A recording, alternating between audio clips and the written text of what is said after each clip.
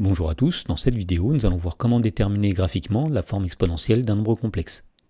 Dans l'exemple, on demande de déterminer graphiquement une forme exponentielle des nombres complexes ZA, ZB, ZC, etc., qui sont les affixes respectives des points A, B, C, D, etc., qui sont représentés dans le plan complexe ci-dessous. Alors, pour déterminer la forme exponentielle des affixes des points de la figure, nous allons commencer par rappeler ce qu'est la forme exponentielle d'un nombre complexe.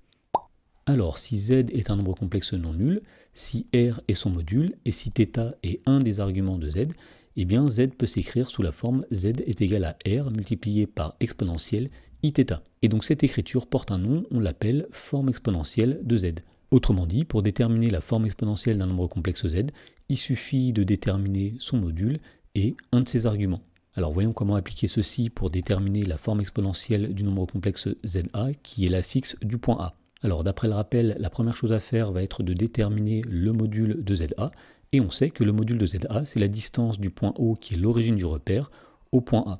Et on voit que cette distance est de 3 unités, autrement dit le module de ZA est égal à 3. Ensuite, il s'agit de déterminer un argument du nombre complexe ZA, et on sait qu'un argument de ZA, ce sera l'angle formé par le vecteur U qui est ici, et le vecteur OA qui est ici. Et on voit graphiquement que l'angle qui est ici vaut 90 degrés, c'est-à-dire pi sur 2 radians. Et donc d'après la formule que nous avons rappelée ici, on en déduit que la forme exponentielle de ZA, ce sera 3 multiplié par exponentielle i fois un argument de ZA, c'est-à-dire i pi sur 2.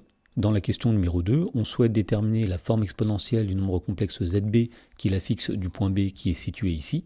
Donc la première chose à faire, ça va être de déterminer le module de ZB, et on sait que le module de ZB, c'est la distance du point O au point B. Alors on voit graphiquement que cette distance vaut 2 unités, donc on va commencer par écrire 2 ici. Ensuite, il faut déterminer un argument de ZB. On sait qu'un argument de ZB, c'est l'angle formé par le vecteur U qui est ici et le vecteur OB qui est ici, et on voit que cet angle-là vaut 180 degrés, c'est-à-dire pi radian. Donc on peut dire que la forme exponentielle de ZB, c'est 2 multiplié par exponentielle i pi. Dans la question numéro 3, on souhaite déterminer la forme exponentielle de ZC qui est l'affixe du point C. Donc tout d'abord, le module de ZC, ce sera la distance OC. On voit que cette distance vaut 3 unités, donc nous allons commencer par écrire 3, multiplié par exponentielle i fois un argument du nombre complexe ZC. Alors on sait qu'un argument de ZC, c'est l'angle situé entre le vecteur U qui est ici et le vecteur OC qui est ici. On voit que cet angle vaut 0 degré, c'est-à-dire 0 radian, et donc on en déduit que la forme exponentielle de ZC, c'est 3 facteurs de exponentielle i fois 0. Ensuite, on veut déterminer la forme exponentielle du nombre complexe ZD, qui est l'affixe du point D situé ici.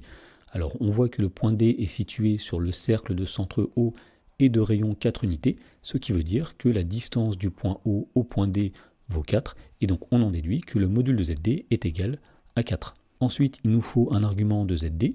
Alors, un argument de ZD, ce sera l'angle situé entre le vecteur U et le vecteur OD. Alors on voit que la droite OD va couper un angle de 90 degrés en deux. Autrement dit, l'angle qui est ici vaut 45 degrés, c'est-à-dire pi sur 4 radians. Et donc on en déduit que la forme exponentielle de ZD, c'est 4 multiplié par exponentielle i fois un argument de ZD, c'est-à-dire i fois pi sur 4. Ensuite, on veut déterminer la forme exponentielle du nombre complexe ZE, qui est l'affixe du point E qui est situé ici. Donc tout d'abord, pour déterminer le module de ZE, on va calculer la distance du point O au point E.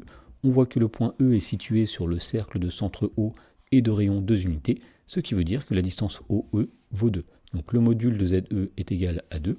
Ensuite, il s'agit de déterminer un argument de ZE, et donc pour cela, on va regarder l'angle entre le vecteur U qui est ici et le vecteur OE qui est ici, c'est-à-dire l'angle qui est là. Alors pour déterminer cet angle, on va remarquer qu'on va parcourir 1, 2, 3, 4, 5 fois l'angle qui est ici et qui vaut 45 degrés, c'est-à-dire 5 fois un angle de pi sur 4. Autrement dit, un argument de ZE, c'est 5 pi sur 4. Et donc on en déduit que la forme exponentielle de ZE, c'est 2 fois exponentielle de i fois 5 pi sur 4. Et pour finir, on souhaite déterminer la forme exponentielle du nombre complexe ZF, qui est l'affixe du point F situé ici. Donc première chose, il nous faut le module de ZF. Alors on voit que le point F est situé sur un cercle, il est situé sur le cercle de centre O et de rayon 4 unités. Autrement dit, le module de ZF sera égal à 4. Ensuite, il faut déterminer un argument de ZF, c'est-à-dire l'angle situé entre le vecteur U qui est ici et le vecteur OF qui est situé ici. Alors pour déterminer cet angle-là, on va utiliser des propriétés de l'argument. Donc si on appelle θ l'angle qui est ici, c'est-à-dire un argument de ZF, eh bien on sait deux choses. On sait tout d'abord que le cosinus de θ, le cosinus d'un argument de ZF, ce sera la partie réelle de ZF.